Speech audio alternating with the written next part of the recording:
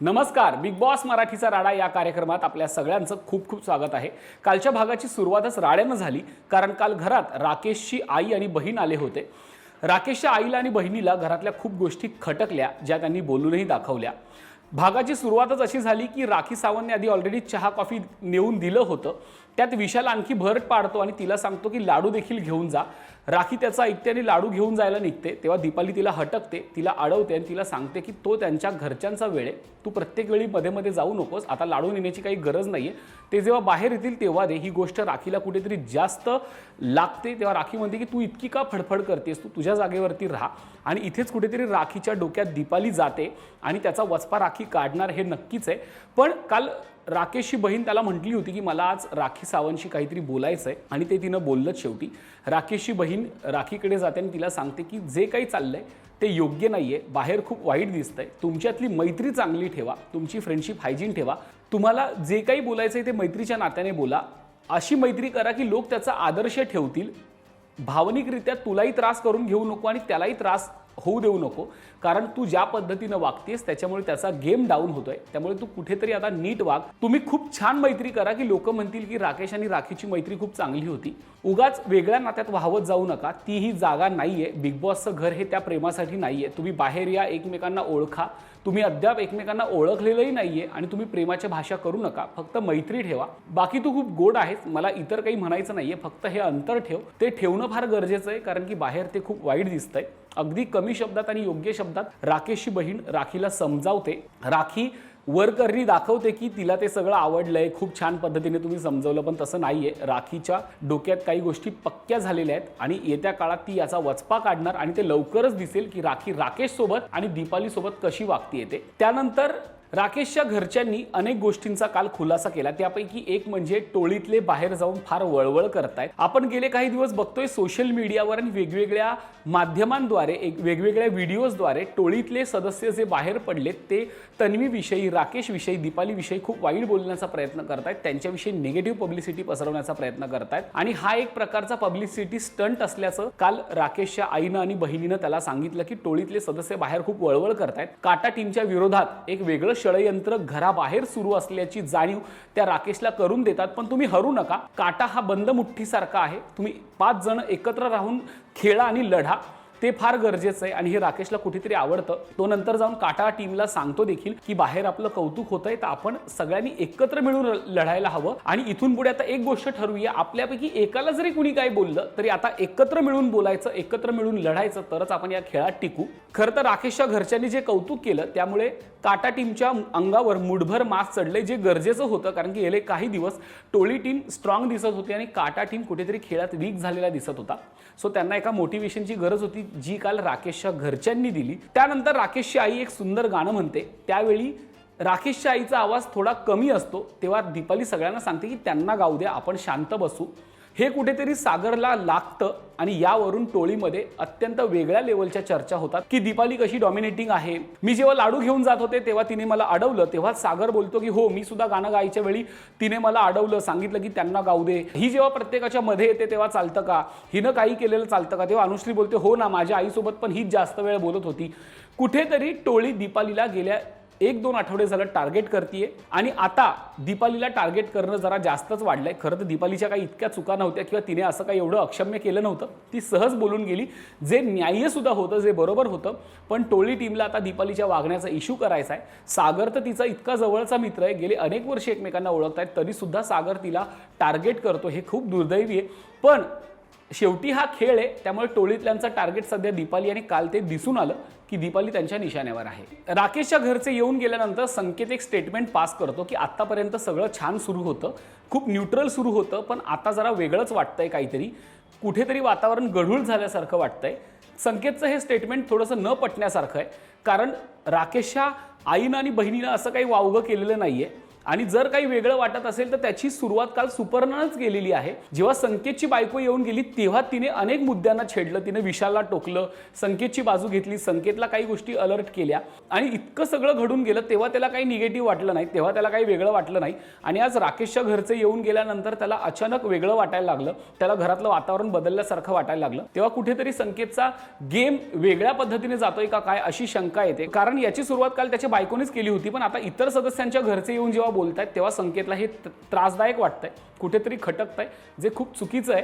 त्याने सुद्धा खूप ब्रेव्ह हार्टेडली हे सगळं स्वीकारायला हवं, कारण की शेवटी गेम आहे, जसं तुम्ही म्हणता हा खेळ आहे तसंच प्रत्येकाचा हा एक वेगळा खेळ आहे। प्रत्येक जण आपापल्या मुलांना, आपापल्या सदस्यांना, स्पर्धकांना अलर्ट करणारच। त्यानंतर येतात राखीचे बहीण भाऊ।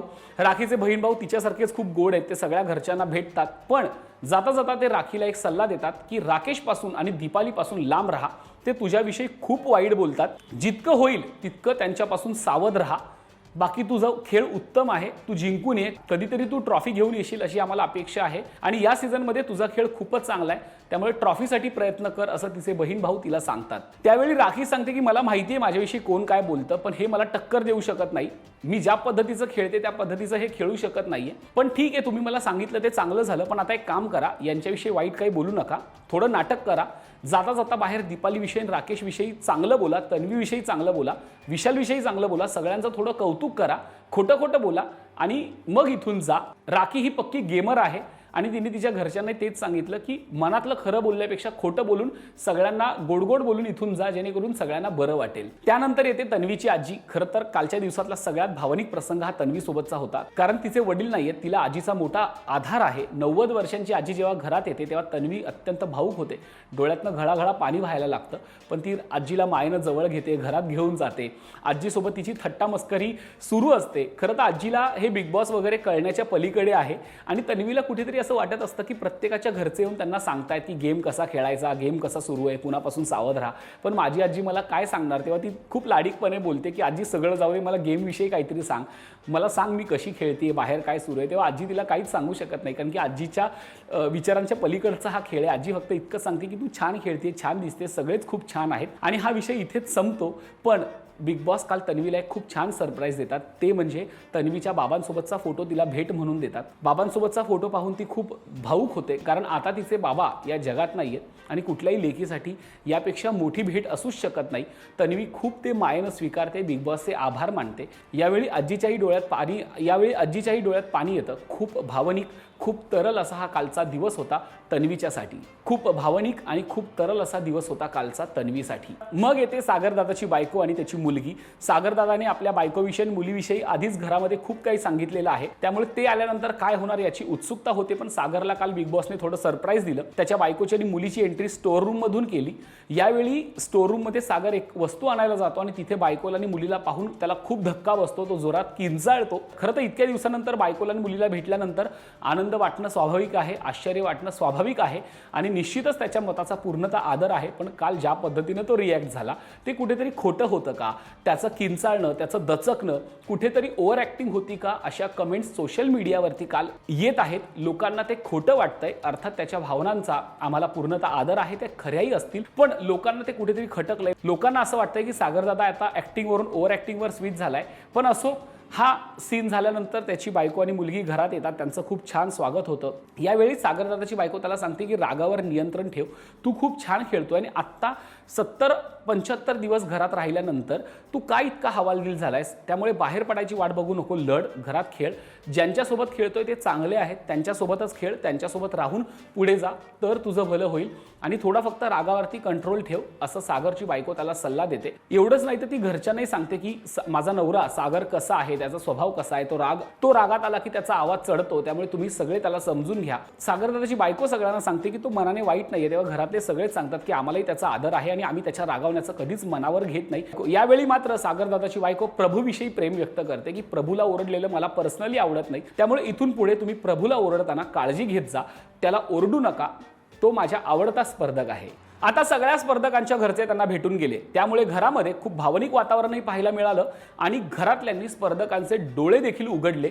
त्यामुळे आता प्रत्येकाचा खेळ बदलणार आहे, खेळाला वेगळा रंग येणार आहे, खेळ वेगळी दिशा बदलणार आहे आणि त्याची सुरुवात कालच झाली। घरातले सदस्य निघून गेल्यानंतर दोन्ही टीममध्ये चांगली आग लागलेली आहे। तिकडे काटा टीम सुद्धा टोळीला भिडण्याच्या तयारीत आहे आणि इथे टोळी सुद्धा काटाला हाणून पाडण्याच्या तयारीत आहे। राकेशची टीम सज्ज झाली आहे, ते सांगतात आता एकत्र राहून लढायचं। तर तिकडे विशालही म्हणतोय की नाही, आता काही झालं तरी युनिटी फुटू द्यायची नाही, टोळी फुटू द्यायची नाही, आपण सगळ्यांनी मिळून आता पुढे जायचं। दोन्ही टीममध्ये चांगली आग लागलेली आहे, पण या लागलेल्या आगीमध्ये राखी अजून एक वेगळा वनवा पेटवते।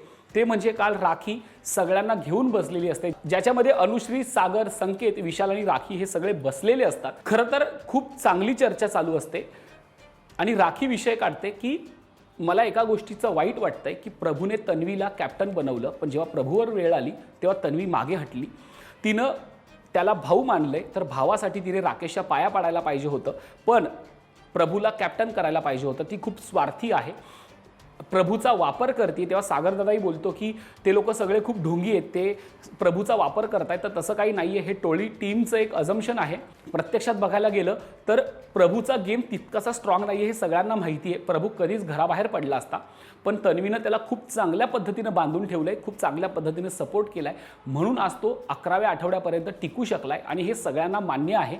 पण कुठेतरी याची टोळी टीमच्या मनात खतखत आहे, जी त्यांनी बोलून दाखवली आणि हा विषय प्रभूपर्यंत मर्यादित होता, पण तो स्वतःवरती कसा उडवून घ्यायचा हे अनुश्रीकडनं शिकावं आणि तिने तो बरोबर स्वतःकडे ओढवून आणला आणि विशालला टार्गेट करायला सुरू केलं की प्रभूचं जाऊ दे, जेव्हा प्रायोरिटीची वेळ येत होती तेव्हा तू मला प्रायोरिटी देणार असं कबूल केलं होतं आणि संकेतला आउट करणार हे तू असं सांगितलं होतंस। असा एक मुद्दामून तिनं मुद्दा टाकला आणि विशालची गोची केली। तेव्हा विशाल बोलतो की मी असं कधीच बोललो नव्हतो, तुला प्रायोरिटी देईन आणि संकेतला कॅप्टन्सीमधून बाद करेल। आणि यावरूनच विशालमध्ये आणि अनुश्रीमध्ये मोठा भडका उडतो। विशाल तिला बोलतो की मी हे असं कधीच बोललो नाही, तू एक नंबरची खोटारडी आहे, दल बदलू आहे, कधी इथे असतेस कधी तिथे असतेस। काटा टीमला बोलवलं तरी ते माझ्यावर विश्वास ठेवतील, पण तुझ्यावर विश्वास ठेवणार नाही, तू विश्वास ठेवण्याच्या लायकीची नाहीयेस, त्यामुळे तू काही बोलू नकोस, मी असं काही बोललो नाही आणि आत्ता या क्षणापासून संकेत हीच माझी प्रायोरिटी आहे, तू माझ्या गेमची प्रायोरिटी नाहीस, असं तो तिला क्लिअर करून टोळीतनं हद्दपार करतो।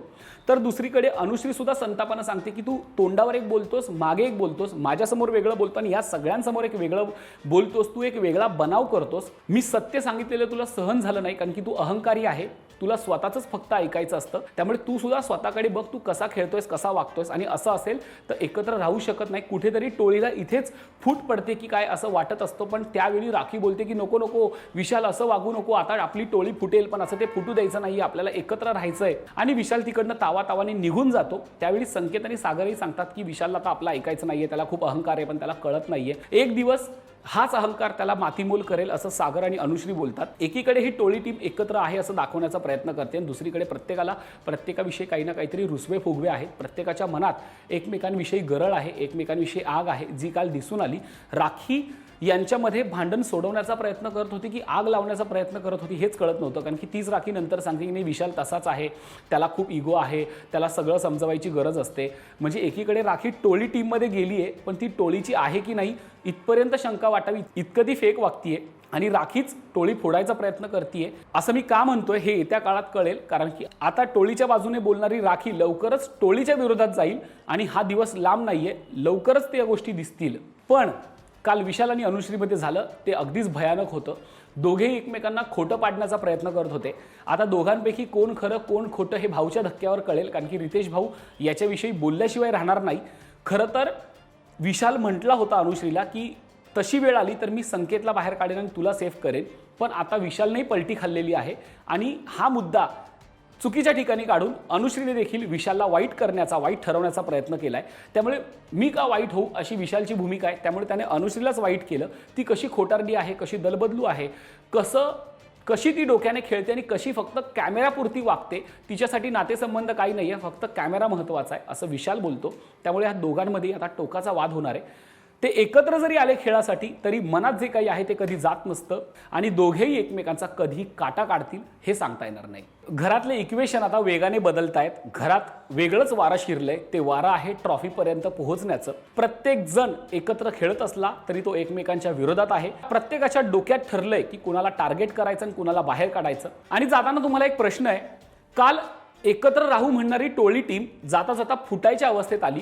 अनुश्री आणि विशालमध्ये जोरदार भांडण झालं. खरं तर ते दोघेही खूप खोटे वागतायत असं अनेकांचं म्हणणं आहे. तुम्हाला काय वाटतं ते कमेंट करून नक्की कळवा, कारण वरकरणी दोघेही एकत्र असतात पण मनात त्यांच्या खूप काही साचलेलं आहे. अनुश्री आणि विशालच टोळीची वाट लावणार का हे कमेंट करून नक्की कळवा. आणि जाताना एक महत्त्वाचा प्रश्न ते म्हणजे या आठवड्यात कोण घराबाहेर पडेल काय वाटतं कमेंट करून नक्की सांगा. आणि पाहायला विसरू नका बिग बॉस मराठीचा राडा फक्त राजश्री मराठी शोबजवर. धन्यवाद.